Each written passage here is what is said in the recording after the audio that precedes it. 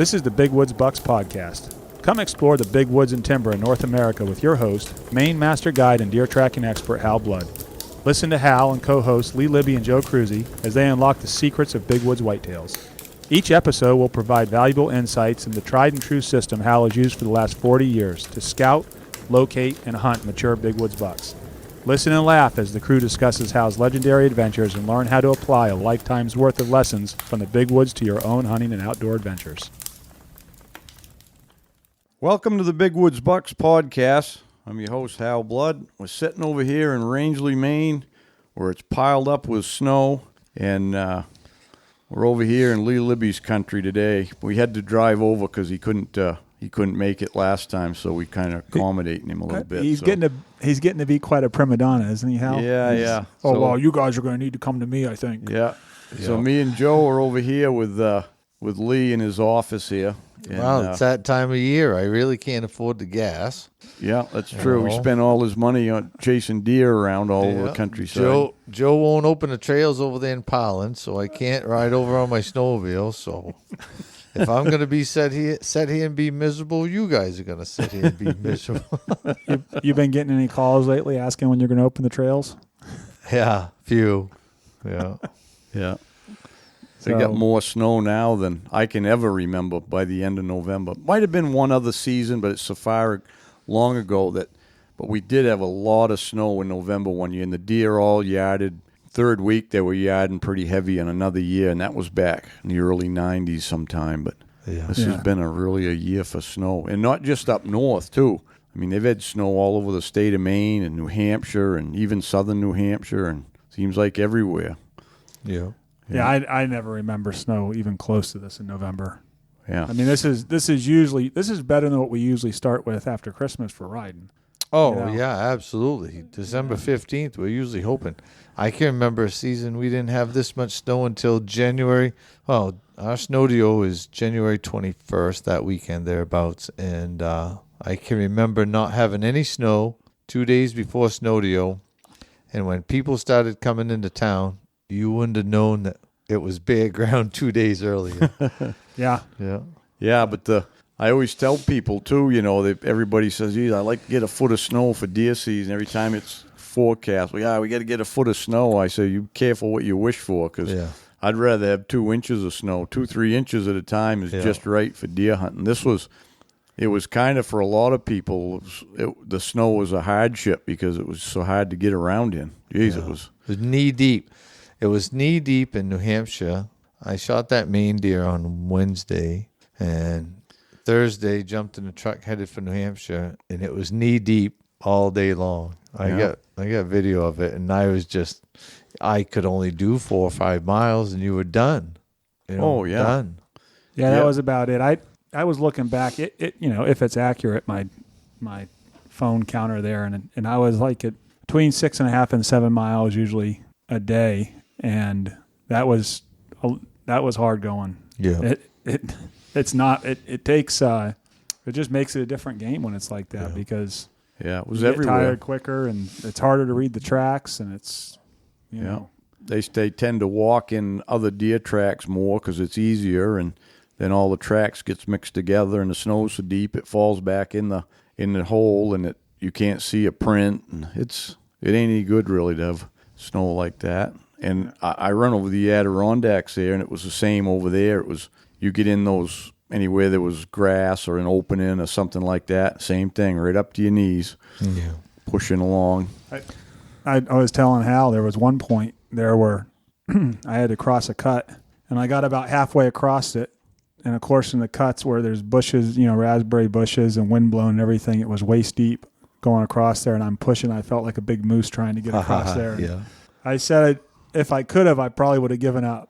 Yeah. It was that bad. I said, what am I thinking? But all you can do is push on and get over there. But dealing with that, a lot of times it felt like it does in the middle of winter when you get your sled stuck and you're wading around in the snow. Yeah. Not supposed to be like that during deer season. But I can remember that day in New Hampshire. I had a cameraman with me, and I probably stopped on that deer track 5 or 6 times and contemplated just giving it up.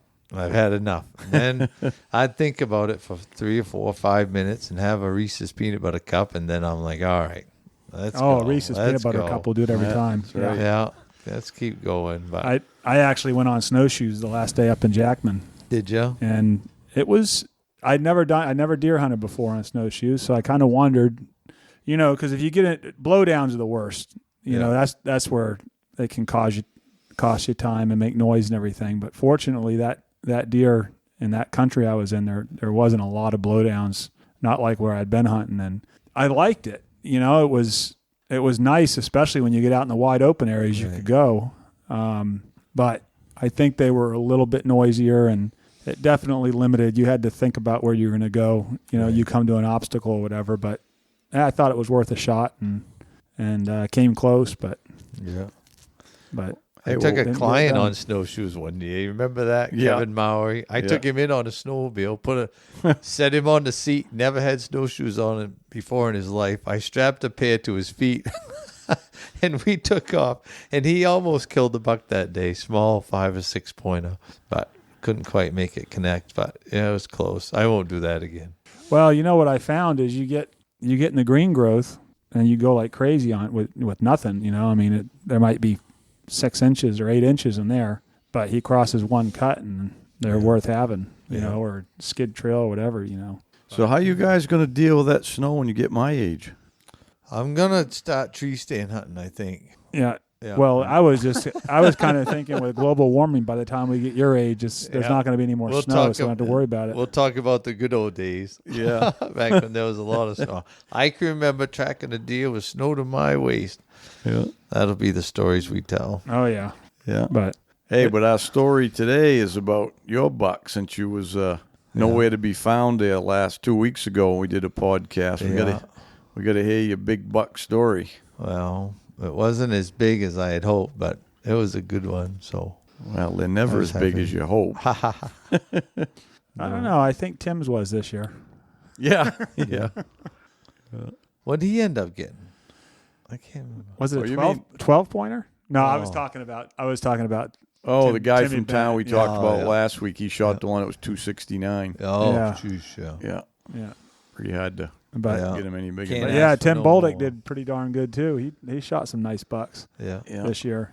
He ended up with 2, right? Yep. Timmy ended up with 2. Mark Shireen ended up with 2. He just shot one last day of muzzleloader. Yeah. Bo Babbitt 2. I got lucky the other day. And Hal Blood too. Yeah, got my Hal Blood, second too. one. I didn't want them guys getting too far ahead of me. Well, I got to go somewhere now because I had given up. I felt bad for the deer because they were all in the yard. And I just said, I ain't going to go hunting. Yeah. And then everybody starts getting 2, so now I got to go somewhere out. We're going to Berkshires. I wish you'd stop saying where we're going all Opens the the time. 10th. Well, that's big country. That's all. That's all the Western Mass. I know, but they're going to follow them main plates. That's like saying we're going to the Appalachians. Yeah, I'll never find them guys out there ride around look for a main plate. Oh, there's Lib. Well, that's all they're going to be doing is riding around anyway.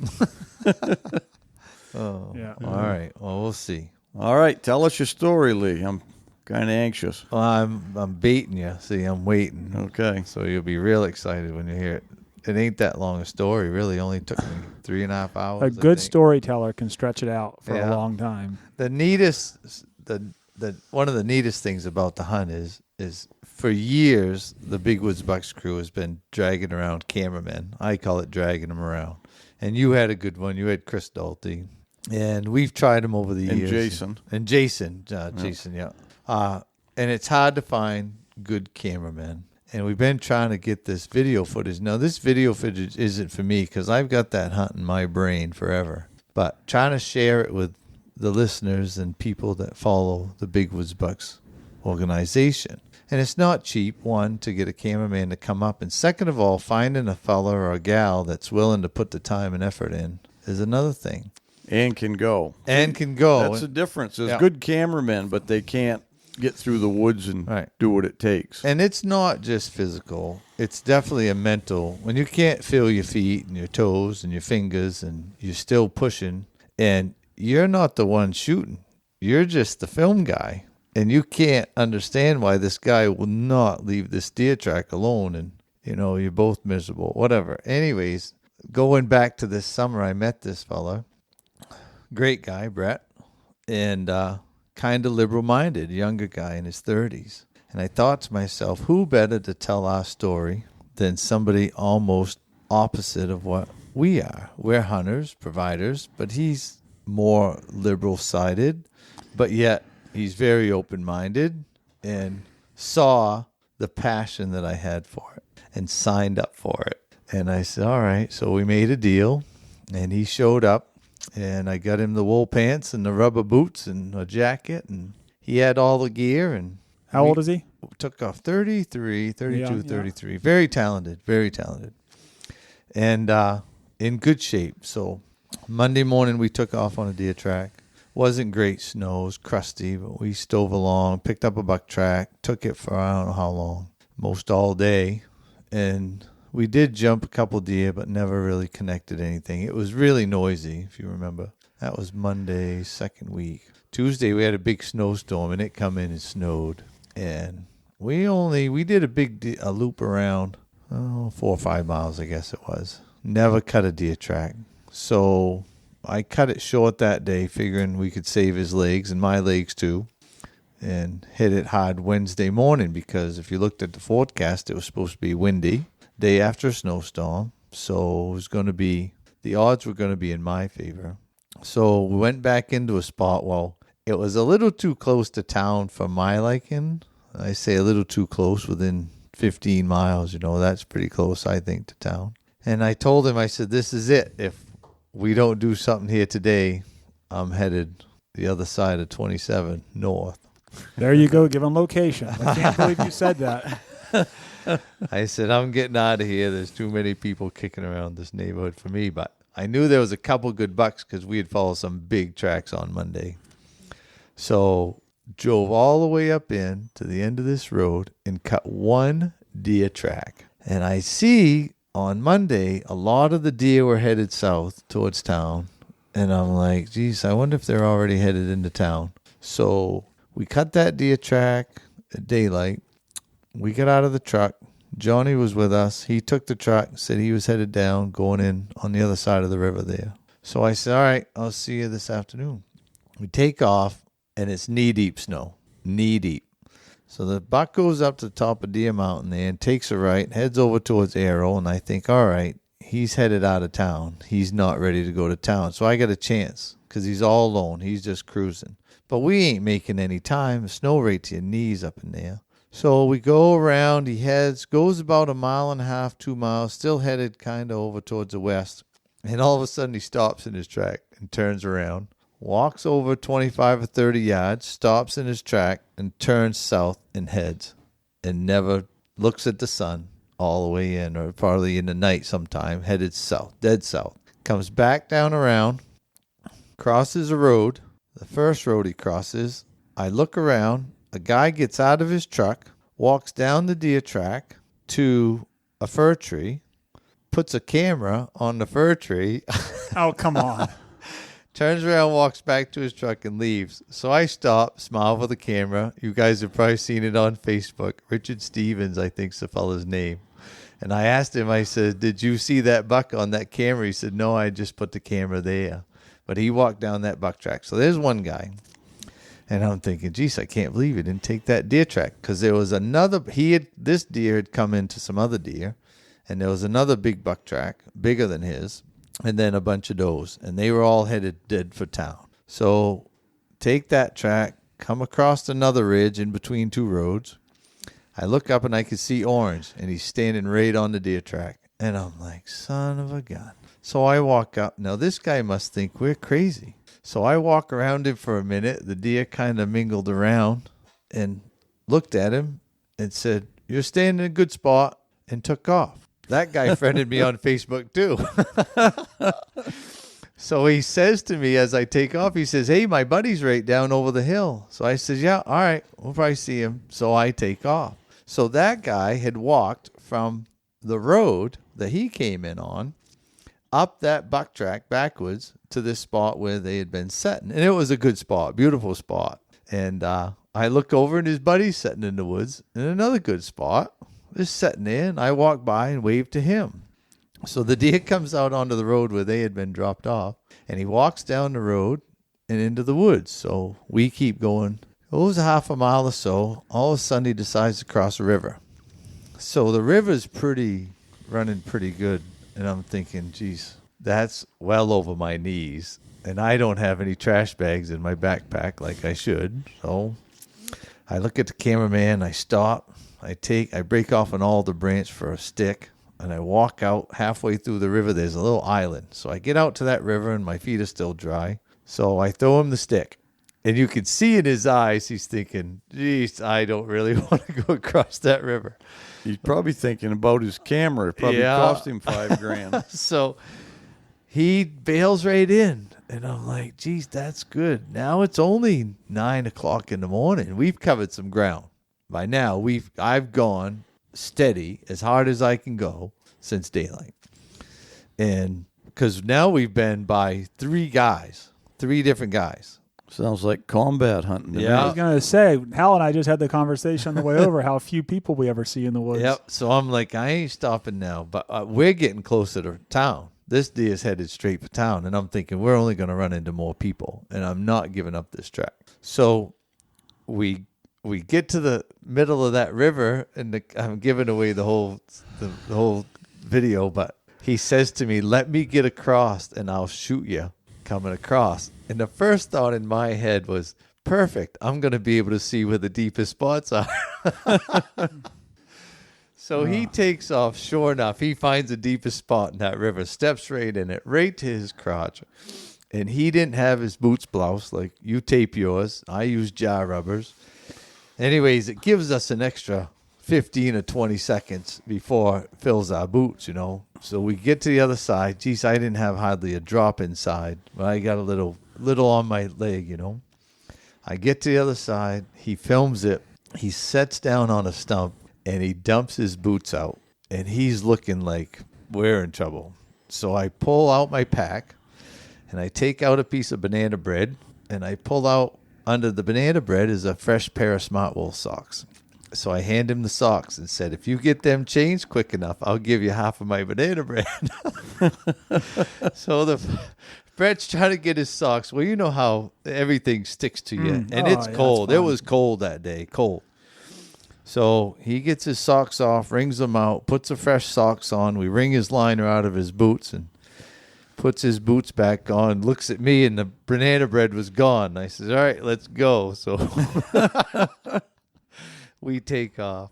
Because I'm thinking it's probably his last day. He ain't going to do this every day, you know, for a week. So anyways, I get back on that buck track, and we don't go, geez, I bet we don't go 300 yards. And I stepped right into a man track, and I thought, oh, this guy's got to take this deer. So that guy takes the buck track for about 10 yards and keeps right on walking. The buck had crossed a little old tote road, and that hunter was on that tote road.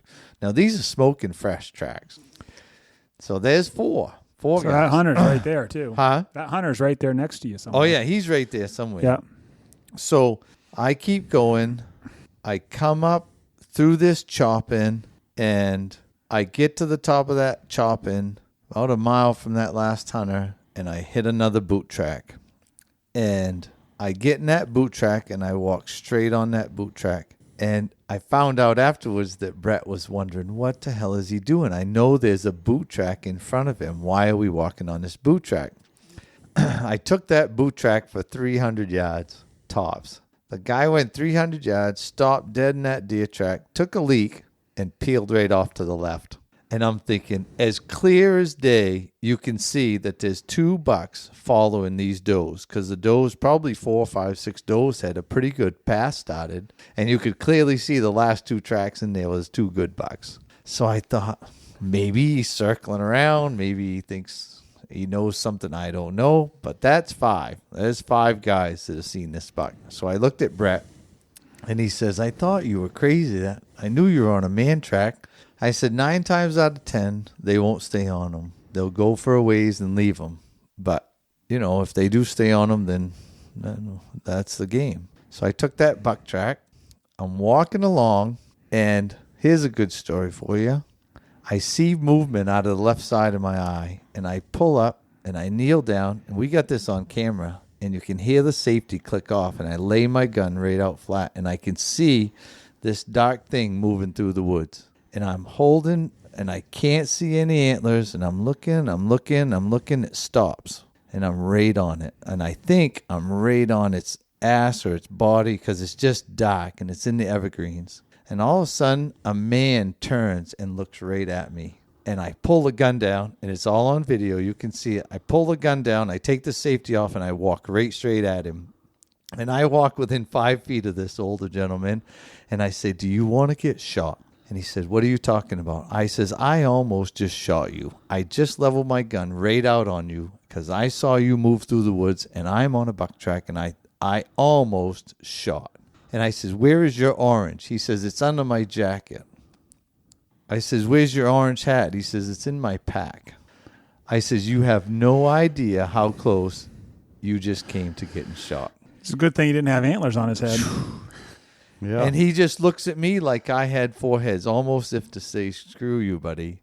So the buck track was literally like 10 feet in front of him. So I go back, I get back on the buck track, I walk up. Now I'm standing 10 feet from the guy again, and I'm just walking through the woods. His hunt's over. He was sneaking around. And here's this crazy man in orange, Big Woods Bucks tattooed all over him, walking through the woods trying to straighten this buck track out.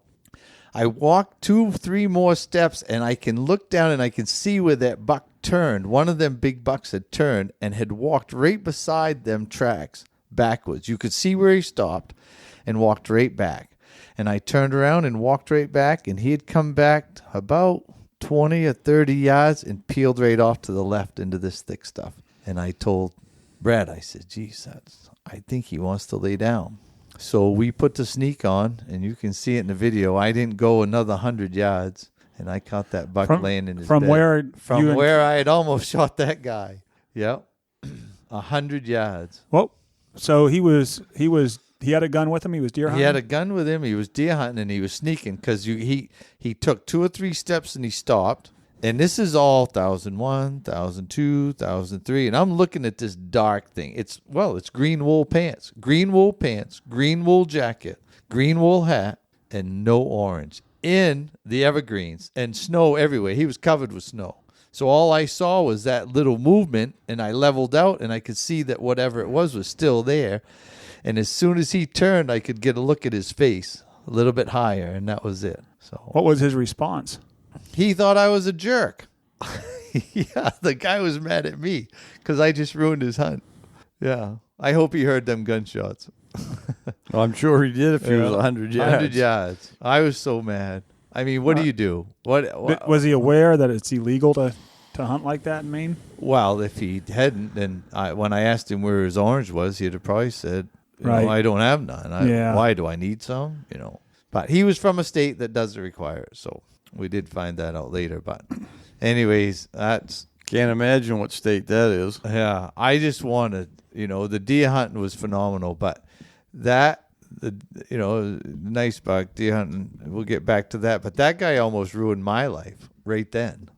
You know what I mean? Well, you wouldn't have shot him anyway until you saw that it was a buck.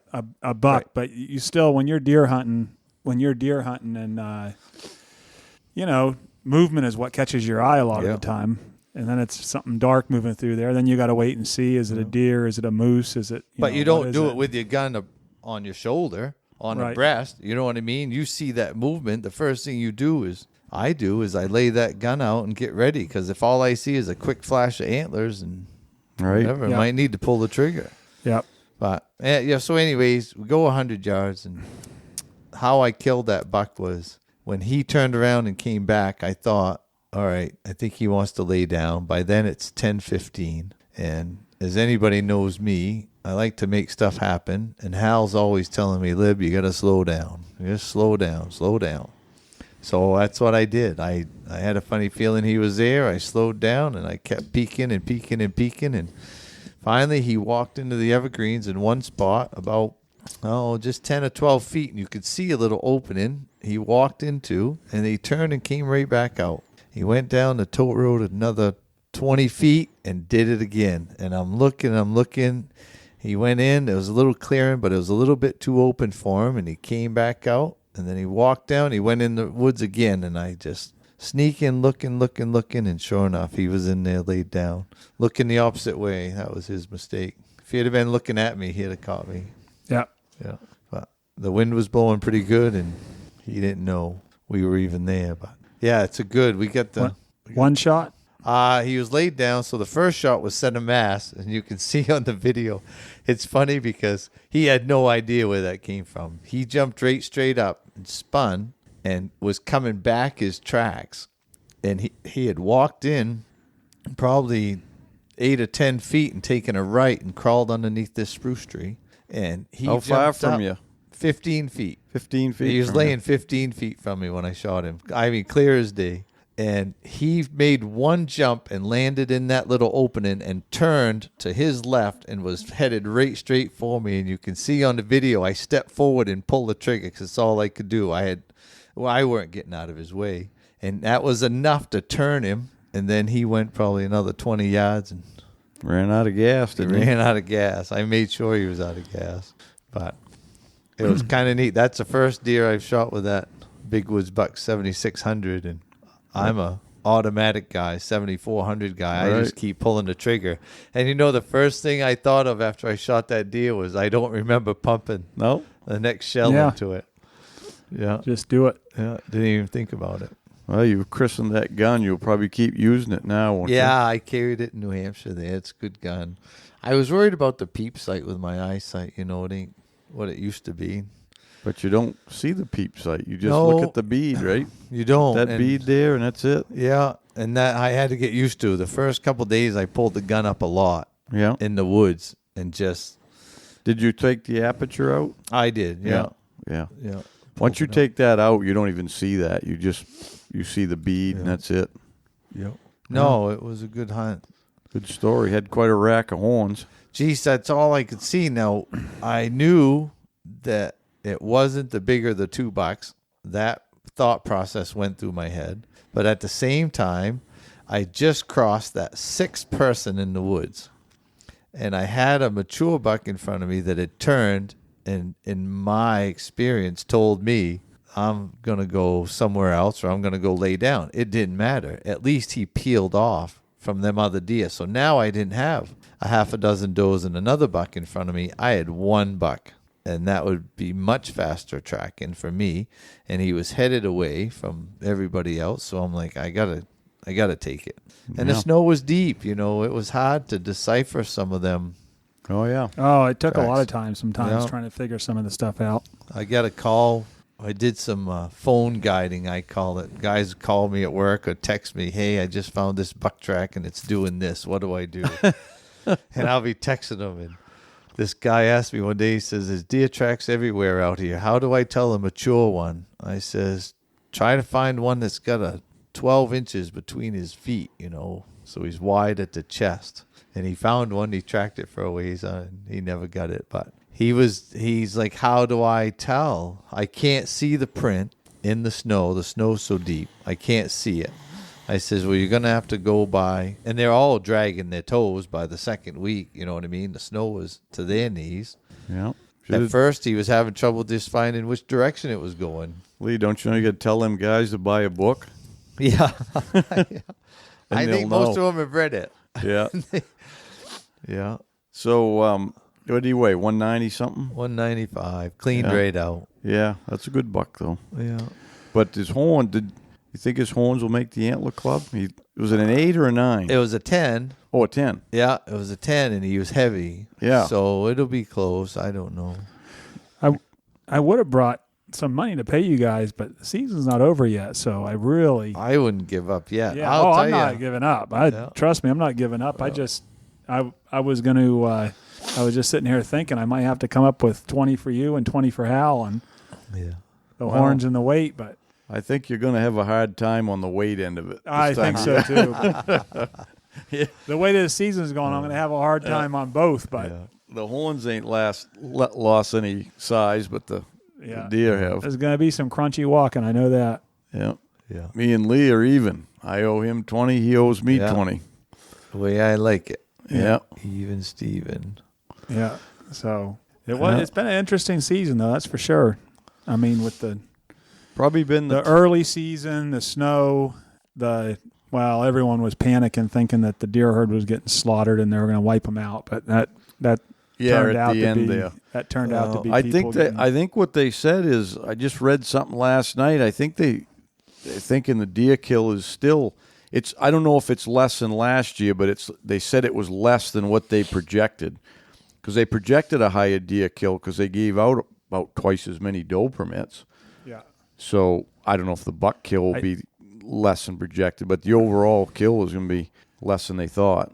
I think for if I understood them right, for Bishop's store in Jackman, it's going to be down a little bit once muzzleloader was done. Really? Yeah. I wouldn't have guessed that. Well, I wouldn't have either. Yeah, I went down. I looked at it on Sunday before the muzzleloader opened, because they always get some in the muzzleloader, but that's the bulk of it. And there was we talked about it last podcast, but you didn't hear it, Lee. But there was 104 bucks tagged and 29 does, I think. In Jackman? Yeah. 130, 101 bucks because it was 29. No, 104 because it was 20. There was 133 deer, and there was 29 does, which is way higher than usual because we've only had doe permits over there for the last 2 years. Oh yeah. And so that was 104 bucks, and we've averaged the last, I don't know, for at least 4 or 5 years, they've tagged 125 deer, and so 3 years ago and more, that would have been 125 bucks because we didn't have any doe permits. So we were down quite a bit. But there was 30 over 200, which was high. I mean, that made it like one out every 3.5 bucks was over 200. Hey, this is Hal, and I want to tell you something about the Woodman Arms. So Big Woods Bucks has become the sole distributor of the Woodman's Arms muzzleloader. And we took this on because I've been testing one, and Chris has for a year or two now, and I think it's probably, all right, as far as what I've ever shot for muzzleloaders, the best muzzleloader for deer hunting, especially in the big woods, that I've ever seen. And I've shot a lot of muzzleloaders over the years for past 25, 30 years now. But anyways, Mark Woodman makes them himself over in Fremont, New Hampshire, his own design. And it's really a whole different concept in a muzzleloader because it's a brake action, but it's all internal hammer and mechanism in there. And so there's nothing to get, moisture or anything like that. But it's got the features of it are really neat. And it's, if you hunt with a 7600 or a 7400 or some 42 or whatever, you're going to like the transition because it's almost the same weight. It's actually a little lighter than a 7600 carbine, weighs about 5.5 pounds, without a scope. And it's got the crossbolt safety, just like your 7600. So it's kind of a natural transition. If you use that rifle with a crossbolt safety, it's a natural transition instead of most of the muzzle loaders have a hammer. We have it in 45 or 50 caliber. You can get it right-handed, left-handed, choice of different stocks, walnut, and different laminates. So, anyways, really neat muzzleloader. I've tested it out to 300 yards, and it's really accurate right out to 300 yards.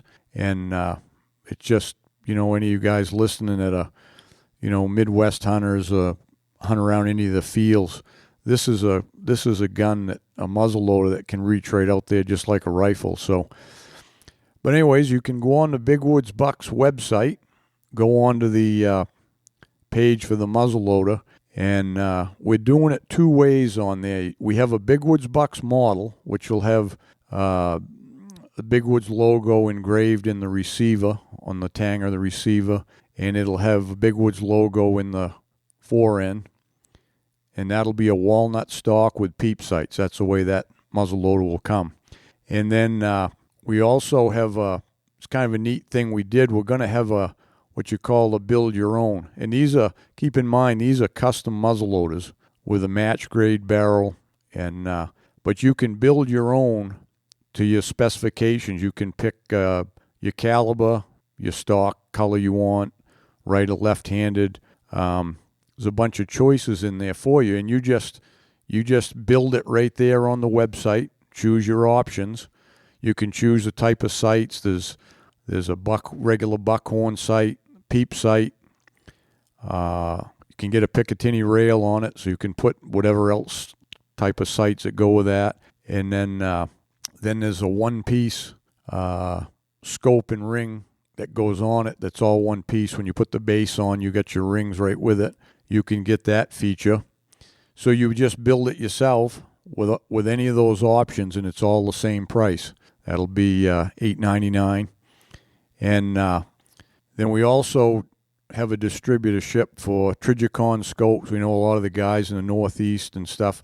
Trijicon scopes, they like it. It's kind of a natural fit because it's cold weather and it doesn't have a battery to light up the reticule in there. So we'll have those scopes. You can order that at the same time.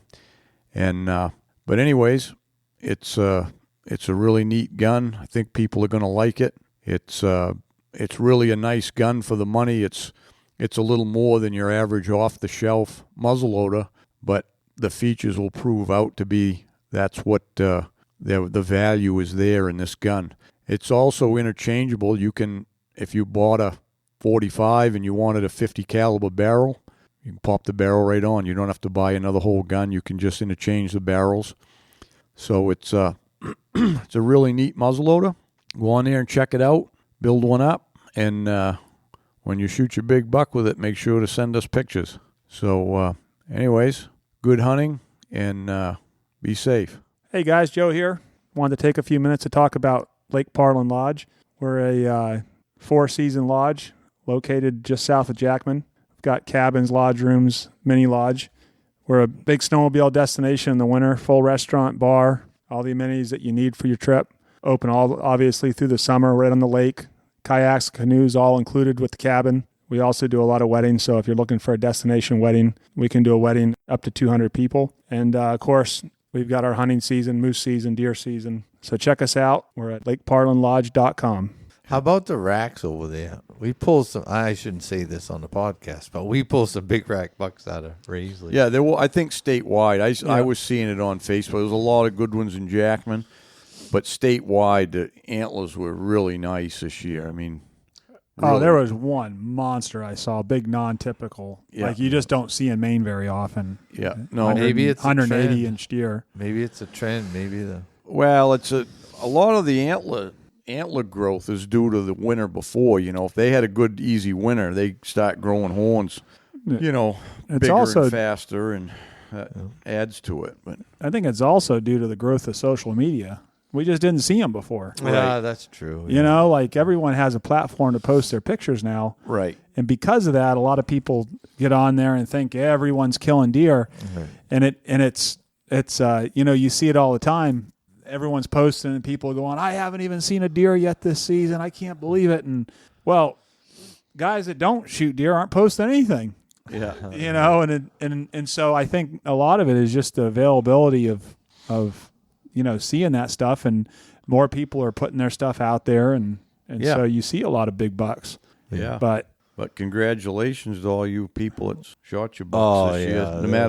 No matter how big that, it doesn't matter. I mean, sometimes I get a little aggravated. I see people post a smaller buck on Facebook or something, and there's always people that jump on them. We should have let that go. It's only a yearling, or it's only 2.5. That's stupidness. I had a guy comment. He said it'd been a nice buck next year. Every buck would be a nicer buck next year. Yeah, that's a stupid comment to me. You just, it's up to everybody in their mind what they want to. That's right. Shoot for a buck, and a lot of it's how their hunt went down, and maybe they're new at it, or maybe they couldn't care less about the horns, and all they want is the meat, and they're going to take whatever they can get. Talk about meat. That deer meat is some of the tenderest deer meat. Oh, no kidding. Oh, that deer is delicious. I took it over to them boys over to Mount Dustin store there. They got some camps and a guide service over there, and good guys. And I've taken my last 2 deer over there because I get that Maine deer, and I want to run right to New Hampshire, and I don't want to be bothered with it. And Geez, for $120, $130, oh, they do a good job. Hal was telling me on the way over, he said he figured it was going to be really tender, as small as it was. He's like scoffing at a 195-pound deer, and I tried defending you, Lee, but I tell Hal you, can be brutal. I was, when I took that track, I thought to myself, I know, and Brett can attest to it. I says, I think he's right around 200, but I don't think he's much over, if he's over. And after all those people in that hunt, and that kid was soaked, his wool pants was frozen stiff when we finally killed that deer after, and I don't know how, about 8.5 miles if you put it on the map. And so for me not to kill that deer after that hunt, I would have been an idiot. Because that, in my opinion, was a perfect. That couldn't. And I got to look at him at 15 feet for, just a few seconds, but it was definitely long enough to say, oh, I could see that whole rack, and it was tall, and it was wide, and I could see it was heavy, and I'm like, that's it. Boom. Yeah. No, that makes the whole hunt right there. If it had been a 175-pound deer and it had 8 points on it that weren't that big, it's still hunt. To get one like that. That's a big hunt right there. When you shoot them in their bed, that's the third or fourth one I've got. I got another one that was 198. I don't know if I ever told you this story, but years ago, I was in a hurry and I was going somewhere I thought I should be, and I wasn't paying much attention. I was staving down through this hardwood ridge, and I looked down. It was the last day. And I looked down and I said, oh, geez, there's a deer laying right there. And I looked and all I could see was a horn. I said, that's a spike horn. That thing's legal. I pulled up and whacked that thing. Last day in the afternoon, rifle season. I went down there and it was a 7-pointer. And it was only like 12 inches wide, little basket rack. And I kept looking at that deer and I'm saying, his horns are so small he looks big. I got him to the tagging station, 198 pounds. Great big deer. Yeah, little set of horns. Yeah. But, yeah. Yeah, it's funny you were talking about bumping into all those people because I've had a lot of discussions, other guys that were hunting in the area and they wanted to get away from everyone, and some of them ended up bumping into a couple guys. And I started thinking back and I said, the last time that I bumped into someone in the woods where someone took the track I was on was probably 20 years ago or more.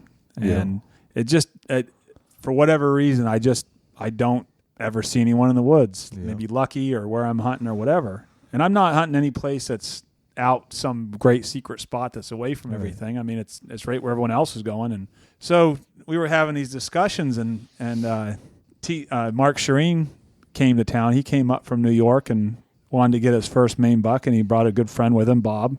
I'd never met Bob. And they were saying the same thing, geez, where can we go? Any ideas with the deep snow? And so I told him of a couple roads, and I said, stay south of those roads, and it's a little lower elevation. Well, I had been hunting down around the same area, but I went in. I the first day they were up, I had no idea where they went. I gave them some ideas, and they went off and did their thing, and I went down, took a track first thing in the morning, and it ate up, I don't know, 2.5 hours or so. And he ended up going down and crossing the river, and I couldn't get across. So I pulled off that one and back up to the road, So it pretty much ate up my morning. And I said, well, there had been a spot I'd been spending a lot of time in, and there was a pile of deer in there and a bunch of nice bucks running around. And so I said, well, I'll go back into there and see if I can't pick up a track. And there was one particular area in there that I kept on. It's just a small, say it was probably 30 or 40 acre piece, but the deer seemed to always cross through there, and I always seemed to pick a track up in there. So I was working through the woods, and I got to that spot, and I'm easing along, and I see a nice track, a fresh track anyway. I didn't know if it was nice or not, so I get up close to it. Oh, that's a nice track, and I see there's boot prints on it, and I'm like, what? All this talk I've been doing about never cutting the track, and now someone's on a buck track coming through here. And no sooner I thought that I looked over and I see a guy, and he's signaling to me and whistling, and I'm like, geez, I'll walk over, and talk to the guy. He'd just come across in front of me and Really? just crossed so I almost cut him off, actually, is what happened. So I go over to him and I said, hey, how you doing? He said, good. He goes, hey, I'm Bob. And I said, hey, I'm Joe Cruzy, and shook his hand. He goes, oh, yeah. He goes, I'm Mark Shireen's buddy. He said, we're staying up at your lodge. I said, you've got to be kidding me. I said, where did you come from? Because where I had told them, I mean, they were south of the road I told them to hunt, but I mean by like miles. Right. And he said, oh, yeah, Mark dropped me off on a track up there this morning, and Here I am. it just so happened. I mean, the odds of it were just astronomical. And he said, yeah, he goes, I cut this track. There's a cut just up, I don't know, 300 or 400 yards back that way. And he said he went by a signpost rub. And I said, I know the signpost rub you're talking about. Yeah. I said, I know exactly what you're talking about. But that's a rarity anyway. Mark ended up shooting one there on this last day. Nice. I was in New Hampshire one day in that piece that you know about, and right out of the truck, daylight, I jumped out of the truck, and there's a brook there that runs down out of New Hampshire, and there's a couple nice signpost rubs on that brook, and I said, I'll run down and check those signpost rubs this morning for a track. I'm walking down through there, and this buck jumps up out of his bed and takes off. And I'm like, you got to be kidding me. Laid right beside one of them signpost rubs within 25 yards. Yep. So I'm like, you son of a biscuit. So I had a cameraman with me then, old Johnny. So I take off on that buck. Well, he's with this doe, and she don't really want to take off out of the country. He don't really want to leave her. So he comes back around with her after I'd sat down and gave him some time. And I can hear him running up this brook. And both of them crash up this brook.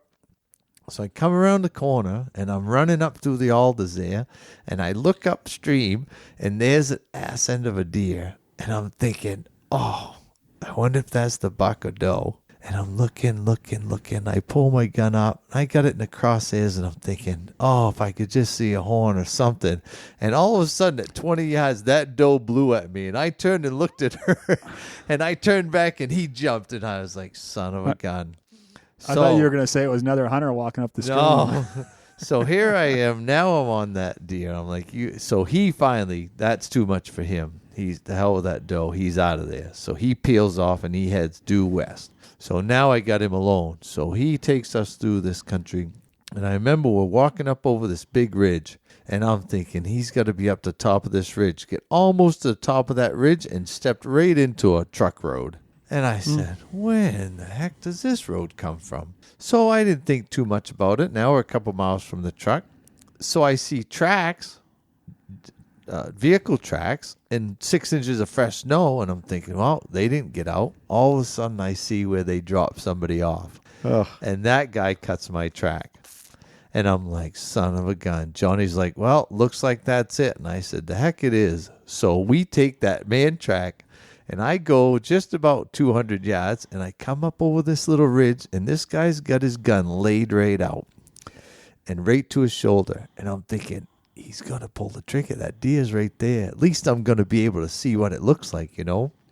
So I'm sneaking up behind the guy, and he's got his gun leveled right out. So finally, I step right up behind him, and I said, can you see him? And he goes, he's right there, laid down. I said, he's laid down right there, wide open. I said, he's right there, laid down? He goes, yeah. I pulled my gun up, and I looked at him. I said, that ain't no deer. He goes, I thought it might be a moose. I said, that's a stump. I said, how long you been standing here? He goes, 10 minutes. I says, what are you going to do with that deer track? He says, I don't know. Follow it, I guess. I says, I've been on that thing since daylight. I says, you don't mind if I take that, do you? He steps aside and says, absolutely not. Good luck. And lets me go.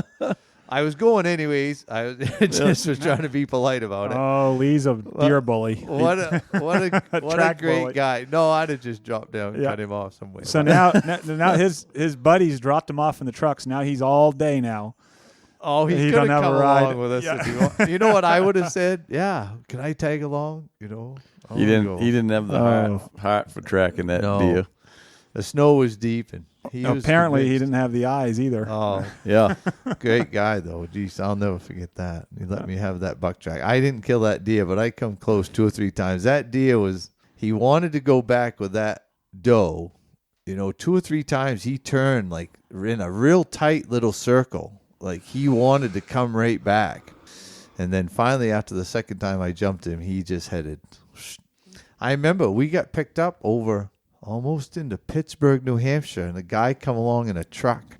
And I think it read on the GPS almost 5 miles back to the truck. Johnny was wiped out. And that guy picked us up, and we told him where we was, and he didn't believe us. He said, well, I'll give you a ride. We got in a ride, went all the way down to the top, went into Errol, New Hampshire, and come back north on 16. And that guy, we were 40, 45 minutes in a truck getting back to our truck. We had crossed straight over that river into another whole logging road system, But How's the deer herd over there in New Hampshire?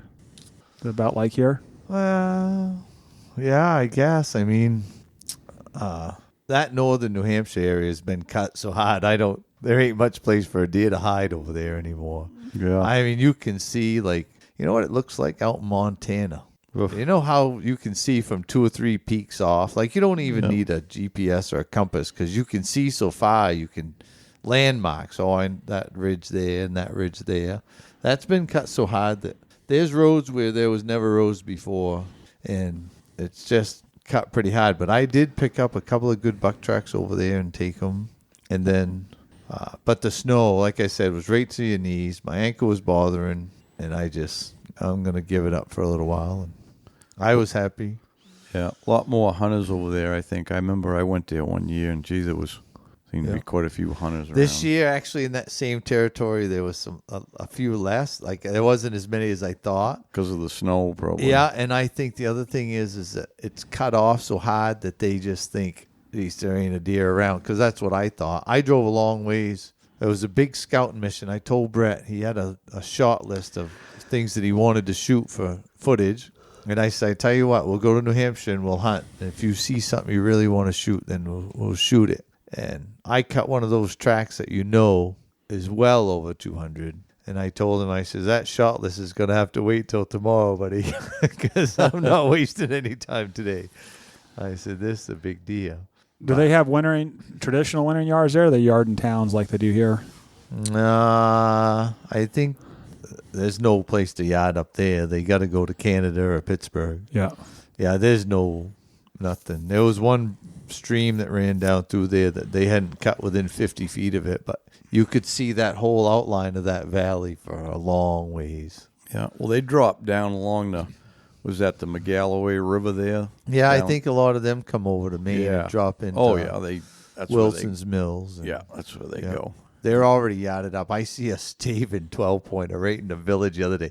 I mean, long enough for me to stop, look at him, count his points, and then, because the game preserve over there has always got some big ones. I see a big 10 over there the other day. He was sparring with another big 8. That's stuff that not everybody gets to see, but I could probably take you for a ride right now. We could probably see one of them guys. Oh, same way over in Jackman. Somebody took a picture across the snowmobile bridge over the Moose River. It's got to be over 20 inches wide. Great big rack. Yeah, walked right over the snowmobile bridge. Huh. Yeah. Where was you? Where was I? I saw a nice one on the river this morning. I told Hal heading up this morning. Really? In the Forks, yeah. Beautiful buck. He was on the other side. I stopped and got my binoculars out, and he tolerated me for a minute, and then he hopped off on the other side. But that's in an area that is now closed. Really? They're safe now. Yeah, you got to go down to Bingham to south of 16 now is where it's at. Yeah, our deer are safe for the winter now, which is good. Which there's plenty of good areas down there still, but it's less than ideal conditions right now. But it's still, I could see it's when we get down to the Forks, the crust is bad. You can see it's almost got loud. It's got the shine on it. No. Oh yeah, it's bad, and there ain't as much snow. I mean, it doesn't look like 6-8 inches of snow, but boy, there's a crust on it. Geez, today with the wind would have helped you a little bit, but yeah.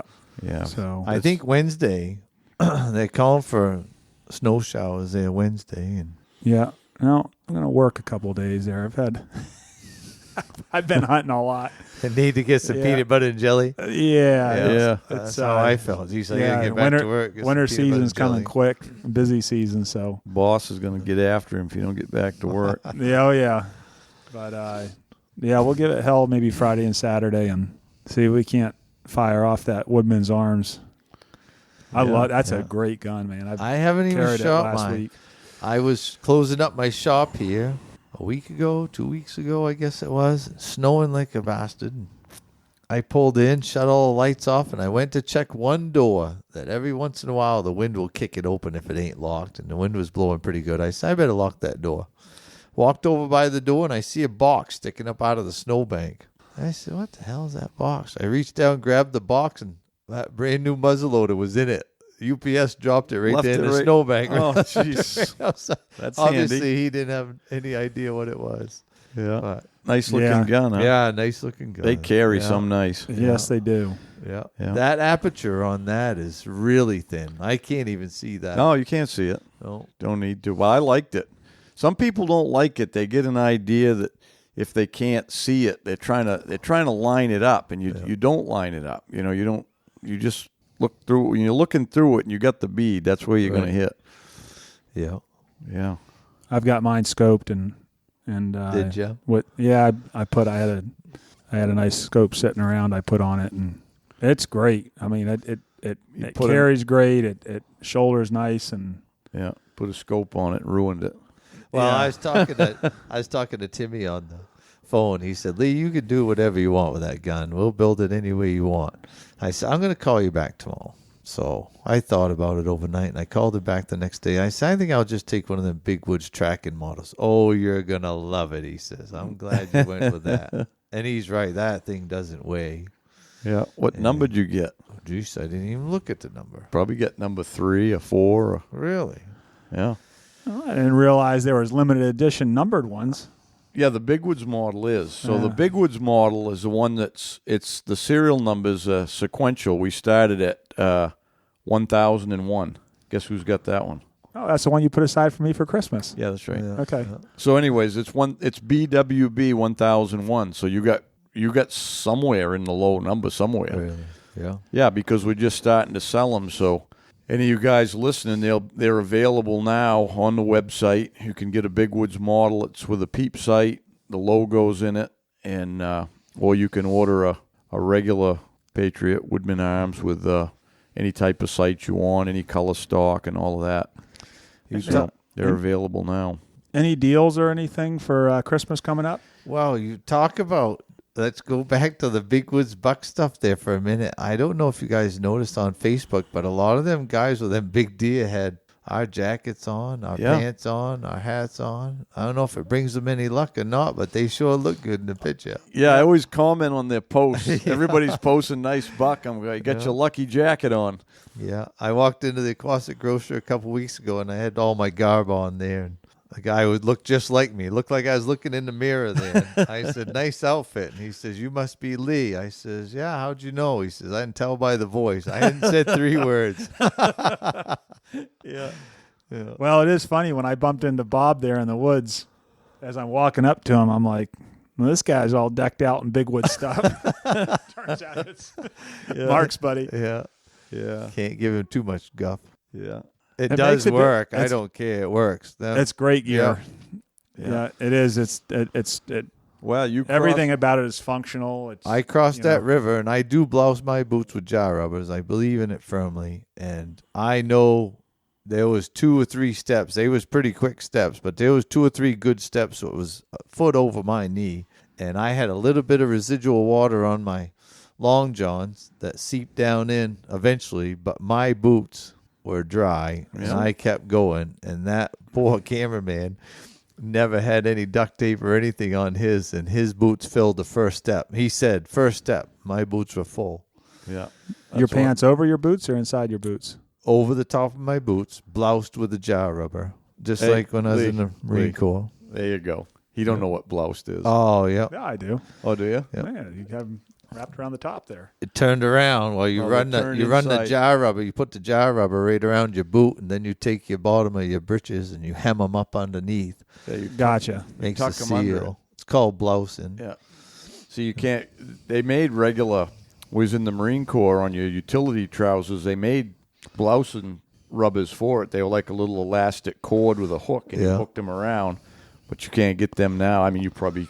I don't know. You probably can get them somewhere. Yeah, they must do something. But I tell you, that's another Big Woods Bucks product. I've tried it. They said they didn't want any stuff like that. But no, the jar rubbers, they work good. Yeah, and they last a long time. Yeah. Now somebody's wondering, what the heck's a jar rubber? Well, it's from Cannon. Your grandmother can tell you. Yeah, ask your that's grandmother what a jar rubber is. Jaw, Jaw. Jar. Yeah. Jar rubber. Yeah, for the old-fashioned Cannon jars. Yeah, you can still get them at the dollar store there. Yeah. But, so anyways, Joe said something about specials. Is there specials for... Me and Chris just talked about this morning. We're gonna offer some Christmas specials on some of the Big Woody stuff. And so for right on the site on the storefront, there's going to be a discount on my newest book. Last year's book will be back down to $19.95, I guess, for everybody. And the original DVD, we found a bunch of those, and we're going to discount them down. I don't know what they're going to be, but there'll be a pretty good discount on those. And that's actually a pretty cool DVD. The editing's a little rough, but you get the point. It really puts all the info in my books so you can see it. You know what I mean? The very first one? The first DVD, yeah, it's a good DVD. You know, like I said, it's not professionally done, and it's a little rough, but the point is there. You get to see everything I talk about in the book. You can, put the book into visual, you know. You call it rough. I call it authentic. Yeah. Because I look at them old videos and I think, that's what we had. Yeah. Yeah.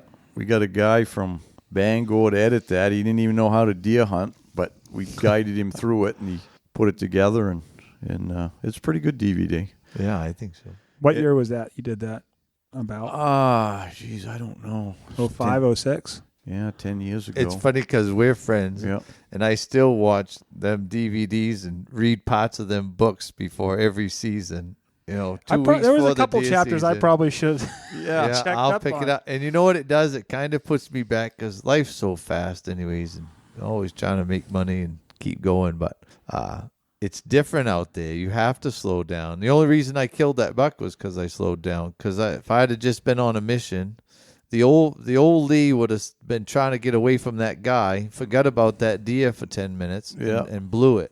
But I knew from experience that deer had to be right there. He just acted like he wanted to lay down, and that's what he did. So, well, we got the other specials we're going to run, and we're going to do this periodically for the club members. Is this special will be, and I think we're gonna run it for a week just so we can get all the orders in and get them filled by Christmas. But it'll be 20% off on the packs and gloves. That'll be this Christmas special for now. So, which is a pretty good deal. That makes it $20 off on the pack. It's almost enough to buy you membership to be a club member. Yeah. So, them packs are the perfect size. Yeah, perfect. Yeah, I like the bigger one when we first had it, but I got the smaller one I use now. I wore my original one. I kind of wore it out, and I started wearing one of those new ones, and it is better because the other one was kind of, if you didn't have much in it, it was kind of just extra, banging around behind you. But this size is, everybody likes this size. So yeah, I like to pull my jacket right down around that. Yeah, I do. Yeah. If you don't, the snow loads up on it, and then it wets through your back because it melts on your back because you got a snow load. But so you wear it inside your jacket? No, I just. Well, it's around your waist, but the jacket's pulled down over the top of it. Okay, I wear mine on the outside. Yeah, if you just pull your jacket over it, doesn't have to be like tight over it, but enough so it sheds. Your snow will shed right down off your jacket and off that pack, and then it won't be. The pack won't get as wet, and your back won't get that. I like to keep that pack clean. Nothing worse than setting that down to snow and putting it back on and having snow all right on your back. Yeah. Well, usually I've been, until it gets real cold with this, with the new jackets, they're warm enough that I only wear my long john top. I don't even wear it. It's all I've ever worn. Oh, no, that's Yeah, all. yeah. Yeah. Anything more and you're burning up. But you ain't going to spend the night. You know what I mean? No, you got to keep moving. Yeah. So if you got just a long john top and you got snow all over your pack and you pull it up around your back, it's a little cool. Yeah. That's why I keep mine on the outside. I don't dress anymore. I dress so I can stop for that 20 minutes, 25 minutes if I have to, and I'm usually cold by the time that time's up. Yep. Yeah, usually you're cold before the time's up. But. Hey, guys, thanks for tuning in. Don't forget to go to the Big Woods Bucks website and join the hunting club. On there, you'll find short films of Hal's hunts, video tips and articles written by Hal, as well as a forum where you can go on there and talk with fellow hunters and learn a few things while you're at it. There's a lot of good stuff on there, and we think it's going to be a great place for hunters to just communicate, and talk about a common interest. Check us out at bigwoodsbucks.com. Yeah, I used to wear long johns under my pants, and I can't even do that anymore. It's just the pants. Really? Yeah, I burn up if I wear anything else under them. I mean, my legs don't get like that. They don't get hot. I can wear the long johns anytime, and even if wear it's thin ones, so I wear that either Under Armour or something thin. Just a line. I found for me the best ones now. I mean, I got some that are those a dual-fold, a cold proof, and then I bought some of them thin merino wool ones. They're kind of nice, Yeah. Yeah, just something. Yeah, it's funny how you have your system. You have every pocket, what's in each pocket, and what's Oh yeah, and you got your system, so you know exactly where everything is, and then it's in and out of the truck, in and out of the truck. Got this, got this, and you know, and you don't miss nothing. Nope. I said it before. I've got to be comfortable. My socks have to be just so. Yeah. My boots have to be just so. My pants and everything's got to be just so, because I don't want to think about that sock bunched up in the bottom of my foot. That's a problem. I don't even want to think. I started duct taping mine. Yeah, if I can go 8 hours in the woods, and not have to think about my gear. Yeah, when you get dressed in the morning, pull your boots on, you stand up, you can feel if something ain't right, and you got to fix it. Yeah, you can't head out like that. No, everything's got to be. Yeah, the sock thing is big. I actually had I've got some good socks that are real tall, and they're made for going, in this kind of condition, and they kept going down. They kept falling, and it drives me nuts when my boot's hitting on my leg, the top of my boot. So I started duct taping my socks to the top. Must be because your legs are so skinny. Got it. Yeah, these little toothpick legs I got. Look like Fred Flintstone. So anyways, we got some Christmas specials for you, so probably worth it for you to join the club and get in on any other benefits. We'll have periodically, we're going to have other companies on there pretty soon when we get organized for that with discounts, and it'll just get bigger and better, that club. So the other thing is those jackets and pants you said are 6 weeks out. Yeah, normally that's what they are. Now, we're trying to carry some inventory. I mean, that's Silent Predator makes them for us, and that's their policy. Is part of that is because they're manufactured up there in Canada, and they got to clear customs and all that, so it's a little bit more time involved in it. But we're trying to carry some inventory from now on. We can't carry a ton of it, and there's so many different pant sizes, but we just ordered a bunch of stuff. 2 or 3 of each size jackets and some of the pants, and so yes, at times they'll be you'll be able to get them about instantly, because if he's got them in stock, he'll send those out and then just reorder them. So we're trying to make it a little more convenient, so for everybody to get them. You had another deer story, didn't you? Yeah, I got a little deer story. It's kind of quick. We'll make it quick before we run out of time here. But so we talked last time about I went to the Adirondacks for, I think I ended up hunting 8 days the last time there. Went over and hunted with Joe Donito and my buddy Steve, and we had like, 3-4 inches of snow. The conditions weren't that great. They were the first day, and I let a nice 9-pointer go. And after that, probably wished I hadn't have, because he was actually a pretty nice buck. And then it froze up, and then we crunched around for a few days, and then we got, it was over a foot of snow, and then we were wallering in the snow. And I only had one other day. The last day I was there, that trip, I got on a big track, because there really isn't.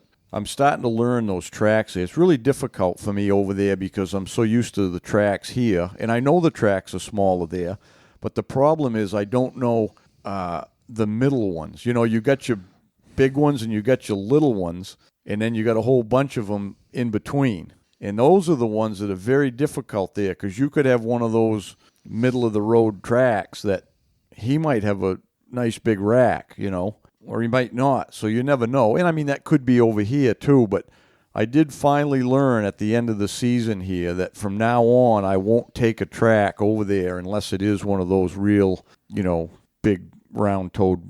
They're monster tracks for there. They'd be like an average track here of a, you know, maybe even a 2.5, 3.5-year-old deer here, but it's the biggest tracks over there. So anyways, I come back, my knee, I really was tearing my knee up in that deep snow, and then I decided to go back.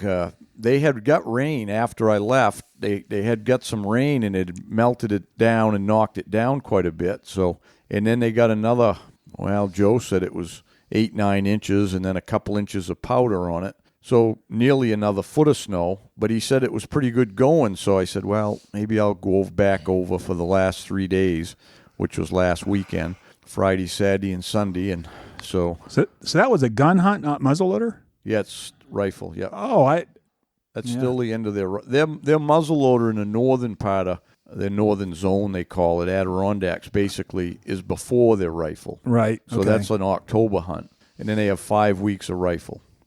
So anyways, this would be the last 3 days. So I drove over on Thursday and hunted Friday. Well, we got up Friday and it was cold. It dropped down to 20 degrees or something, low 20s. And that snow that was so nice the day before, Joe had hunted the day before, and it was damp, but it was nice going, you know. It hardened right up to a crust with that powder on it. It was terrible. So Friday, I got on a buck, and it was got in a bunch of deer and sorted it out anyways. But I ended up seeing it was one of them medium tracks with a small rack. And then I seen another small buck that day. But I got back that night, and my knee was like, I mean, really bad. And I'm like, I don't even know if I can go out again in this, because you either had to drop through. You tried to step in the snow, and it wouldn't quite hold you, so it would like snap through. Either that, the only way I could get around that was to like jab my toe in first, then set my heel behind it and purposely bust the crust. That's what it was. It was just bad conditions, you know. So Steve had come up, so I want to make sure he got on a track too. So he only had the 2 days. So I said, I'm going to take it easy today, and got a good track for Steve, and he headed out. And then I actually found another track on the road for Joe, and he had tracked a good one the day before, and it had crossed this big river he couldn't get across. So it was kind of funny that same one, I believe it was the same buck, come back, and he got on that one, that particular, you know, right across the road in the almost exact same place he picked it up going the other way. And he ended up, I won't tell that story too much, but he ended up getting a whack at it and missing that one too. He said it had a huge rack on it. So anyways. You just told enough. Yeah. So I went down, and Joe said, well, why don't you go? This is another thing. I don't want to pick on Joe too much, but he had a rough season for some reason on getting a shot at a deer and missing. But he shot at. Must be something about the name. Must Joe. Must be the Joes. So anyways, on Friday, when we got back Friday after I'd stomped around, he had the story about seeing this 10-pointer that didn't have a real big rack, but he had fired at it twice running and missed it. And then he had kept tracking it till later in the day, and it crossed the road. So he goes, why don't you go get on that one then? At least you're starting out on a track. And I go, maybe I'll do that. So I got them going, and I get on this track, and as soon as I got on it, I could see it was still wild from Joe chasing it all day. You know, it'd be running, and I'm like, I ain't going to follow this thing very far. You know, it's all night. You know, it was made, you know, across the road like 3 p.m. So right. I'm already way behind it. So the way it was headed, it was between a river and a logging road. So I said, well, he's headed that way. So I got back out. I hit a hiking trail, and I come back out to the logging road and walked down, got in my truck, and drove ahead till another side logging road that went down to there's a camp on a lake down in there about a mile. I said, well, if I walk in that road, I'm sure he must have crossed it, you know. Sure enough, I get down there about, I don't know, not even a quarter of a mile or so, there's his track coming out across, and there was a few doe tracks, and he messed around with them, and I got it sorted out what he'd done. He'd gone over and messed around in some does, and then he went back and walked back in his track. So I got on it anyways and stomped along. I said, I'm just going to go slow. I'm not going to try to press too hard. So I just deliberately pushed my toes in, and went along, just kind of steady, and not hurrying. And he headed down in this valley and then up over a ridge, and I can hear the river. I said, Jesus, you going to cross that river? And I could hear it was roaring, I said, gee, it's a big river, I said, that's pretty loud. He goes right over the ridge, and this ridge is almost a cliff. It's so steep, going right down to the river. And I go, oh, don't tell me he's crossed that river. And I looked at it, and I go, if I get down there, I got to come back up. It's like 100 yards down over it, And I said, I got looking at the river, and I said, I don't think he crossed because it was a lot of rocks and it boulders, and it was really fast running. I said, I don't think a deer would jump in right there. So I went down over, and he went down, and there was a little trickle down there, and he got in that because a doe had walked there like the day before, and I think he wanted to walk in them tracks. He walked her track backwards, got out of there, and he was like 30 yards from the river, and he went back up on the ridge. It wasn't as high over there, and he just started kind of following the river and just poking in the backwards on them tracks, and then he'd feed a little bit, poking them other deer tracks, poking. We went a ways like that. I just didn't take, like I said, I took my time. Finally, he dropped down, and he got closer to the river again. It was kind of a flat down in there with, kind of some mixed growth. And out there's not a lot of feed like we have here. There is some logging in there where we were hunting, and they have blackberry bushes instead of raspberries. Oh. And they feed on those, and there's a lot of that winter beech, how that gets thick, but they don't seem to eat on that, but they paw ferns a lot. It's like their main food, it seems to be, ferns and like little mushrooms and stuff. But anyways, I see where he started feeding a lot, pawing in them ferns, and I slowed down, and I said, gee, I bet he's going to be bedded right here somewhere. And now the track is still made in the night, And I get over there, and he fed quite a bit, and there's a bed right there. And I felt the bed, and it wasn't frozen too bad, but it wasn't like he just got out of it. And I go, well, okay, I've gained. I know now it's made during the day now, So I just kept poking on it, and he kept going down along the flat there. And I thought maybe, and he fed a little bit more. And so I just went easy, and finally turned, went back up over this ridge, and he went down along the ridge. And I'm trying to think, I'm always thinking, about where he might be, and I'd never been in this piece of woods. I'd never been down in there. So I'm like, well, I don't know. He headed up that ridge. And it come down the end of the ridge, and it's kind of like a little flat again, and a bunch of spruce trees with the snow hanging on them. You can't see by them. And I was going slow, but kicking my feet through, making that. And I stepped around this spruce tree, and he's standing there 30 yards from me feeding. And the first thought in my mind was, how in the heck did I ever get this close to this buck? And he don't even look back. He's feeding away, and I see his feet kicking up the snow, and he's right there in front of me, wide open hardwoods. Oh. So I go, yep. I could see as soon as I seen the rack, I said, that's the one Joe described, Uh-huh. And I turned my Tacticam on. I had that on my gun barrel. I said, "Ow." I had mixed feelings about shooting anyways. I knew he was a young deer, Yeah. Not really. I think probably 3.5, but not an big old buck. But I said, well, next to the last day, and I'm like, I can get this thing on film. And all these thoughts run through your mind, And I'm like, well, it was big enough for Joe yesterday. I guess it's big enough for me today, So I had to wait. He was right back too, and I didn't want to shoot there. I didn't need to. Even if he ran, he wasn't going to get anywhere in the open hardwoods, So I waited, and finally he got quartered up there a little bit there, and I let him have it, and he flipped right over, kicked his leg once, and he was done.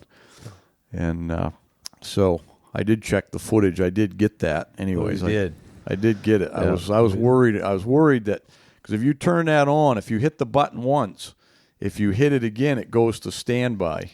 Oh yeah. So.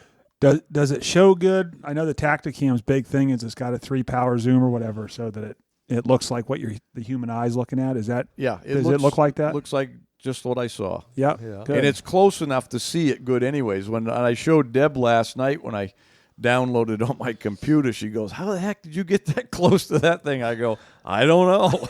I really don't know. And the only reason I do really know now, because once I was standing there watching him, I could actually hear his mouth chewing them ferns off. I could hear that, snapping of him snapping ferns, So that's the reason.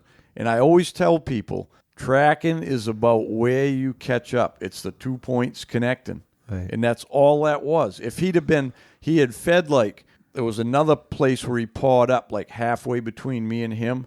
And if he'd have been there, I'd have been too close. Or if he'd have been walking over to the other one, he wouldn't have been busy feeding. Yeah. So my timing, I don't know how long he was there, a couple minutes, few minutes, whatever, but I caught up to him exactly the right time. Right. And that's all it's about really with tracking is you got to catch up to him at the right time, be paying attention, and get the job done. No, that's all there is to it. That's it.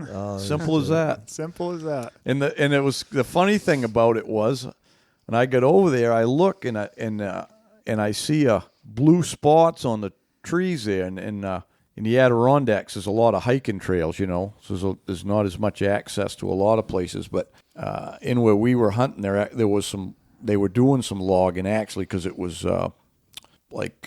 logging ground, not state land. It was Adirondacks, but not part of the state forest. Yep.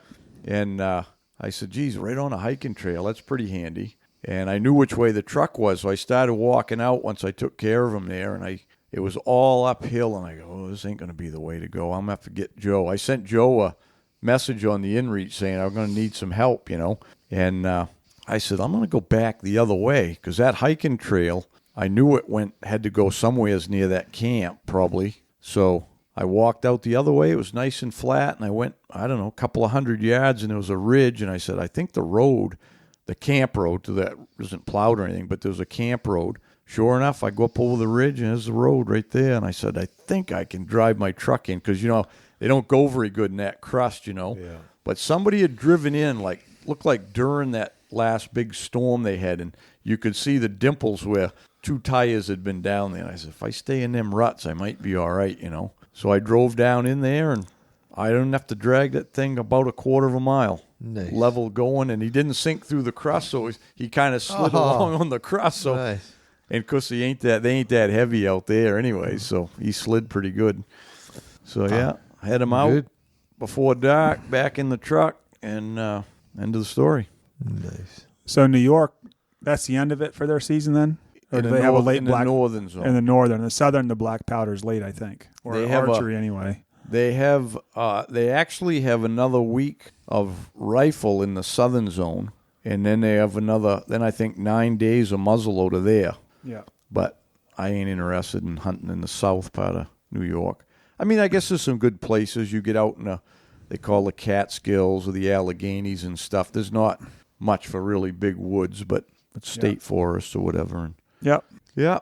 So, that's it. So possibly one more hunt for you. And actually, I think that snow they're talking about, they're talk of maybe snow Sunday, I think, which I don't think it's going to be up this far, but I think down there they're going to get it. Yeah. So it could be good fresh snow in Massachusetts. Could be. Starts on the 10th there, which... What was there for snow when you drove through? There was, right there at the highway, there was just a few inches. It was all crust. You could see it had melted. There was a lot of bare ground, but it had melted down. So 3 or 4 inches of fresh snow would be good there. That would set it up good. Yep. If they got some snow there, it would probably be pretty good. The other thing I got thinking about, I'm driving home, and I'm thinking about, because our seasons was early, we're only around, what's this, the 4th? Yeah. The 4th of December.